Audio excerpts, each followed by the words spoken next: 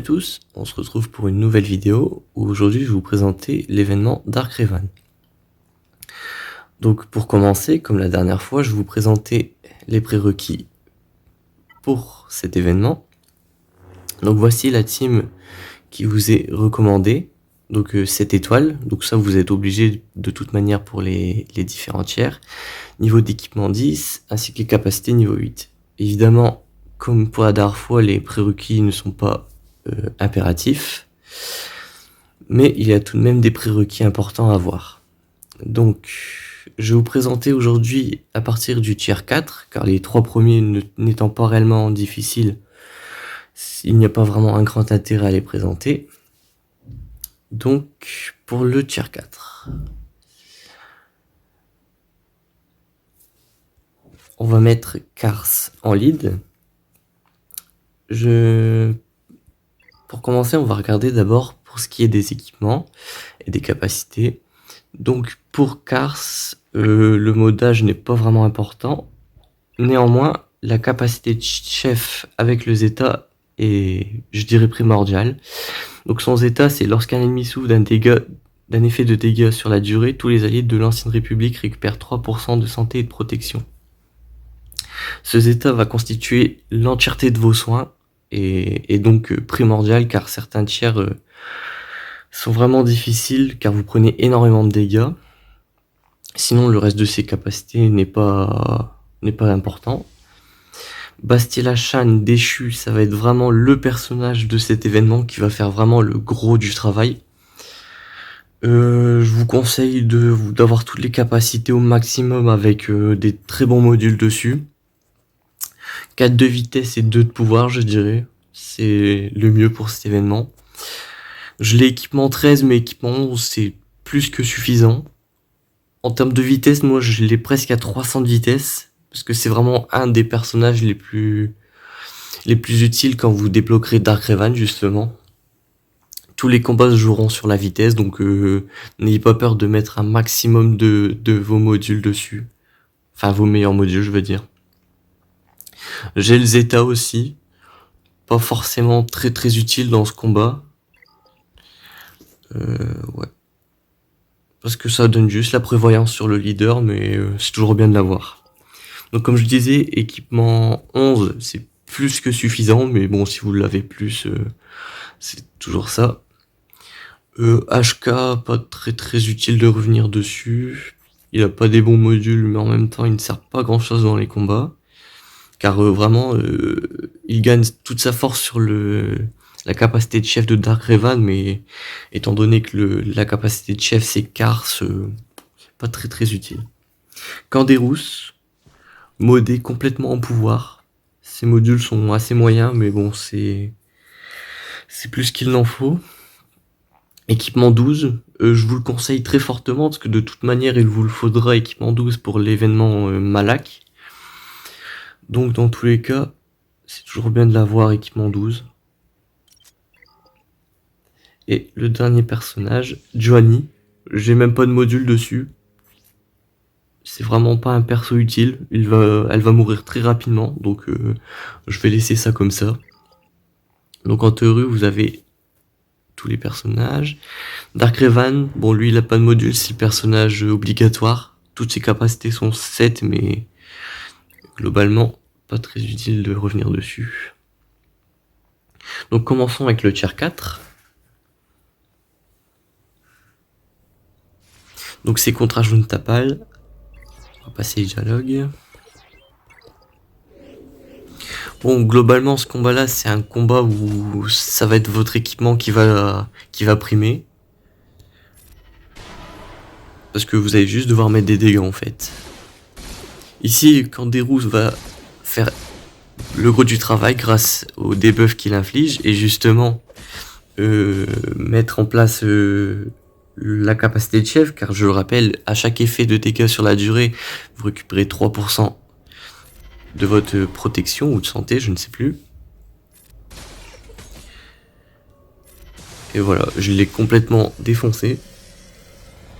Donc globalement, équipement 11, ça passe très largement.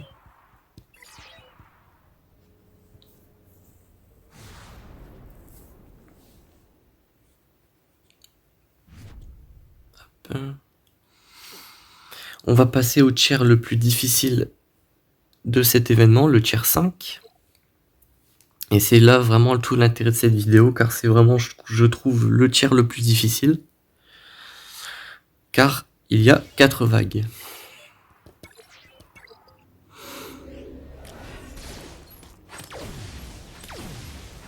Donc voilà. Vous voyez, Joanie, première vague, première salve d'attaque, presque morte. Mais vraiment très inutile comme personnage, donc je vous conseille pas vraiment de la monter plus qu'équipement 8. Donc, nous allons faire tous les debuffs en zone. L'attaque de zone pour déclencher tous les faux pas. Donc faux pas, c'est un malus qui remet la jauge de tour à 0. L'attaque en zone aussi pour infliger des malus d'attaque. Je vais utiliser la deuxième spéciale pour infliger la peur à tous les adversaires.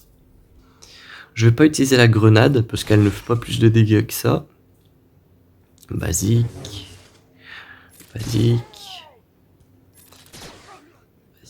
Globalement, la première vague est assez simple. Ici, plutôt attaquer l'assassin Sith, puisqu'il fait plus de dégâts et il donne de la jauge de tour à ses alliés. Voilà, je le tue. Hop, voilà, deuxième vague.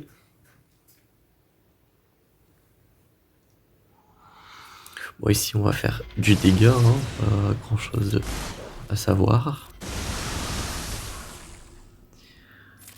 Hop.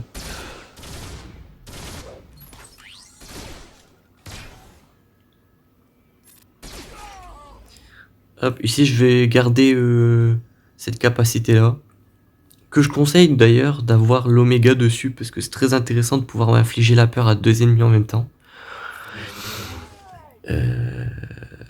Voilà.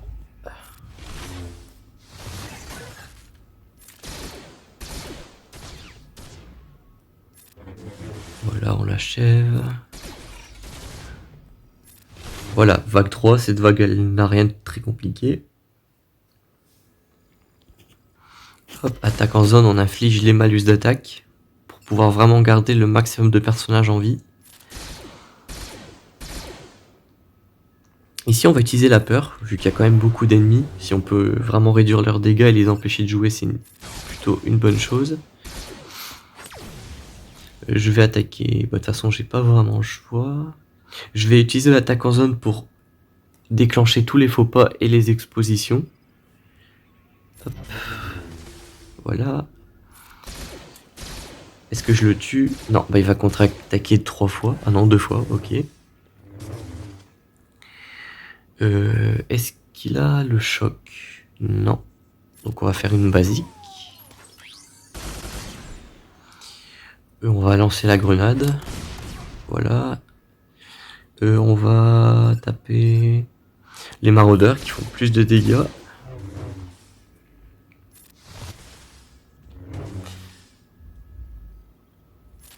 Hop.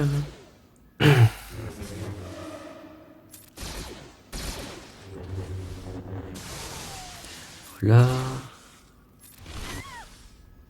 Bon, dans l'idéal, ce serait d'avoir tous vos cooldowns pour le prochain combat, sur toutes vos spéciales. Parce que c'est là le gros du sujet. Donc voilà la dernière phase, qui est bien plus compliquée que les 3 précédentes. Dans l'idéal, il vous faut tout le monde en vie sauf Joanie, parce que vraiment pas utile, comme je le disais. Et donc globalement, si vous regardez sur YouTube des vidéos, vous constaterez que tout le monde vous dira de focus d'abord les tourelles et ensuite les druides. Mais moi je vais vous dire de faire l'inverse. Pourquoi?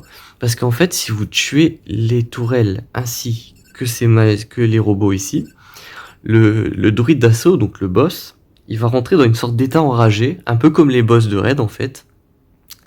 Et en fait, il va se mettre à jouer 4-5 fois d'affilée, et va vous mettre des dégâts qui sont vraiment colossaux.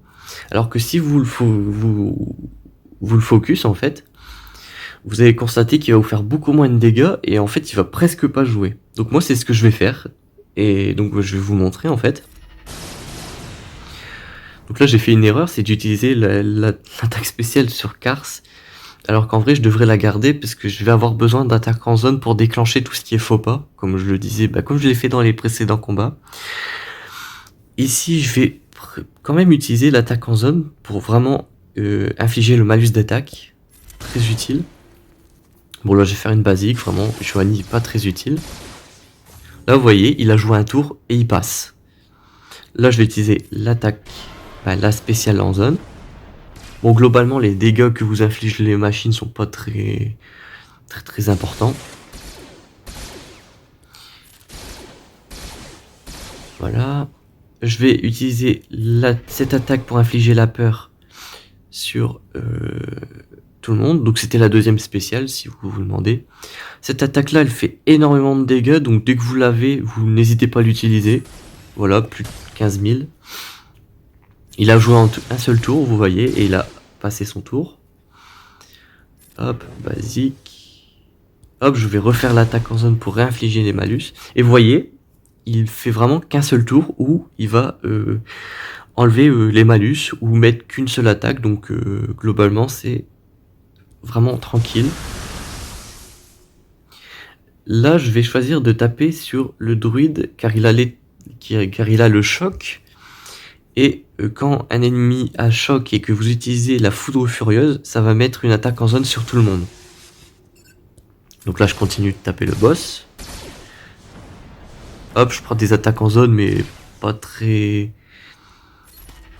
Ça fait pas énormément de dégâts, donc je continue de taper le boss. Encore. Et ici vraiment le Zeta, si vous prêtez attention, vous remarquez que mes personnages récupèrent énormément de santé et de protection, donc vraiment moi je le trouve primordial pour éviter d'avoir à dépenser énormément de farm de vos équipements sur vos personnages pour au final ne plus vous en servir après l'événement. Donc là je vais faire la deuxième spéciale. Voilà. Faux pas n'a pas l'air de fonctionner sur le boss, donc c'est dommage. Attaque en zone pour déclencher tous les autres faux pas par contre, parce que sur les alliés ça fonctionne. J'utilise la deuxième spéciale pour infliger la peur au druide. Basique, hop. Et voilà, j'ai tombé le boss, alors que tout le monde est encore en vie avec Joanie sans mode. Donc globalement, vraiment, je vous conseille vraiment de focus le boss avant les alliés, pour éviter cet état enragé qui vous fait faire des tentatives dans le vent en fait. Voilà. Voilà, globalement, l'ordre importe peu, les alliés étant globalement pas très puissants, on peut les tomber sans trop de difficultés. La question c'est est-ce que je vais réussir à faire 3 étoiles sur l'événement? Oui. C'est parfait. Donc globalement si vous réussissez ce tiers, vous réussissez l'événement entièrement parce que c'est vraiment le plus difficile. Mais une fois qu'on a la bonne technique, ça passe sans souci. Donc pour le tiers 6, il vous faut que de Joanie 7 étoiles, donc ça devrait aller. Vous avez déjà 2 personnages qui vous sont prêtés, donc vous avez juste à mettre Joanie à lancer. Donc c'est le combat contre Bastille Achan.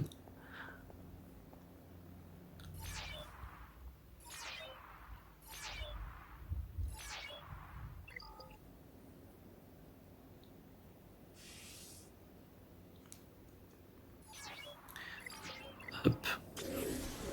Donc globalement, étant donné que vous ne pouvez pas modder ou équiper les personnages, les 2 personnages qui vous sont prêtés, vous ne pouvez que avoir une incidence sur Joanie, ça va être vraiment un combat basé sur votre chance. Mais bon, ça va pas être très difficile. Je vais, avec Jolie, je vais vraiment invoquer Dark Revan autant que possible. Ça va être vraiment Dark Revan qui va faire le gros des dégâts. De mémoire, et on va pouvoir vérifier ça ensemble, c'est qu'il ne faut pas obligatoirement tuer les druides. Vous pouvez le faire, mais il me semble qu'il ne faut tuer que Bastila. Est-ce que je peux l'étourdir? Non, elle a résisté, ok. L'attaque en zone.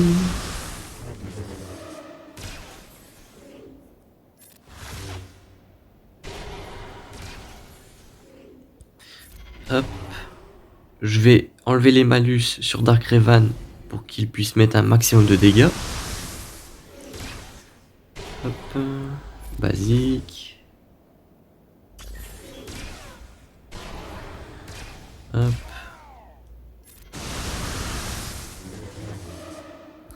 Hop. Pour l'attaque en zone, pas très utile. Voilà, elle est morte. Hop.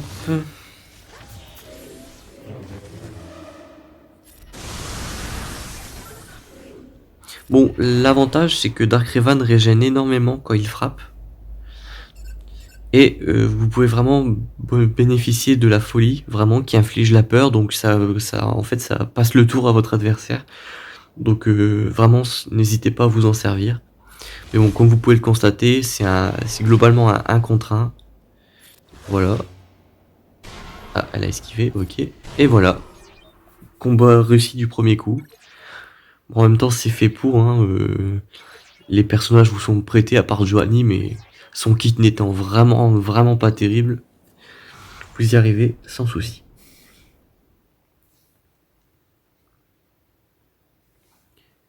Le dernier tiers. 2 personnages prêtés et les 3 autres. Globalement, équipement 11, ça passe avec Bastila.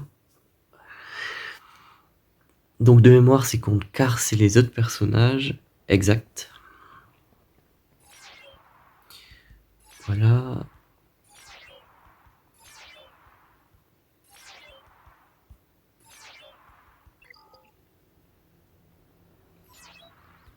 Voilà.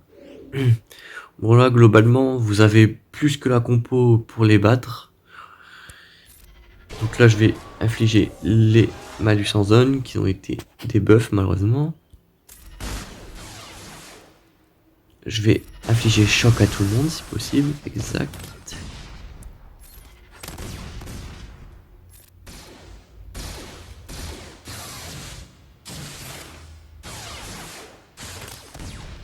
Donc là, souvenez-vous, la mécanique que j'ai utilisée dans le combat d'avant, quand un ennemi est choc, je vais utiliser la foudre furieuse pour taper sur tout le monde. Et là, vous voyez, j'ai fait d'assez gros dégâts. Là, malheureusement, je vais être obligé de taper Zalbar qui a la rétribution, donc 100% de chance de contre-attaque. Je vais prendre plusieurs coups, avec Mission qui assiste. Bon, ça va, je pensais vraiment que Canderous allait mourir, mais ça va. Donc oui, Darkrevan avec sa deuxième spéciale inflige la peur si vous l'utilisez sur le chef. Mais si le chef venait à mourir, vous pouvez l'utiliser sur un de ses alliés. Et ça met quand même la peur sur tout le monde, donc c'est quand même une bonne chose. Je vais essayer... Ouais, j'ai pu enlever les malus sur Canderous avec la première spéciale de T3. Je vous conseille de focus Mission, c'est le personnage qui fait vraiment le plus de dégâts dans la team adverse. Donc je vais la focus en priorité. Bon, T3 meurt, mais c'est pas grave. Bah là, je vais focus Jolly. En vrai, à partir de maintenant, il n'y a plus vraiment de cibles prioritaires. Ils sont vraiment...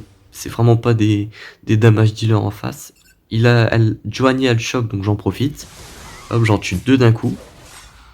Bon, Zalbar qui récupère la raillerie, mais il est tout seul, donc pas très utile. Choc. Non, pas réussi. Basique. La grosse spéciale, ainsi que une basique. Et voilà, l'événement est terminé. Vous avez Darkrevan.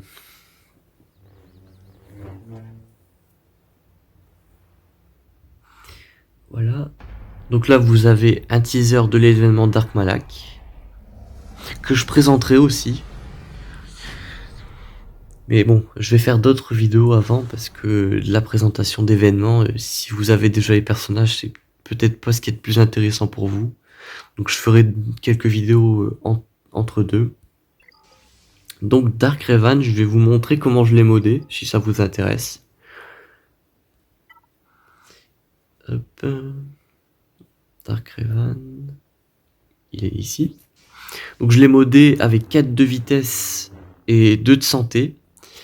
Globalement, le personnage, il vous faut le plus rapide possible. Moi, je l'ai à 318 de vitesse, mais globalement, j'en vois à 330, 340 de vitesse, donc vraiment de très très gros modes.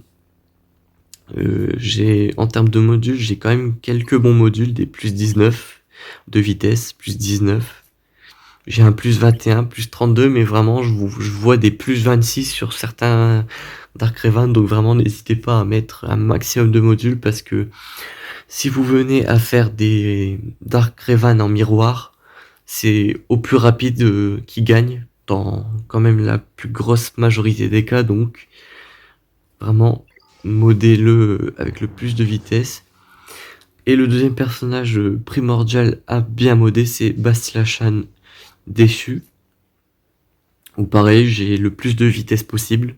J'ai envie d'avoir plus de 300 de vitesse, donc c'est pour ça que à chaque fois que j'ai un meilleur module, je lui équipe. J'ai un plus 23 par exemple, plus 15, plus 18. Vraiment, j'essaie d'avoir les meilleurs modules. Donc vraiment, n'hésitez pas à bien modder vos personnages.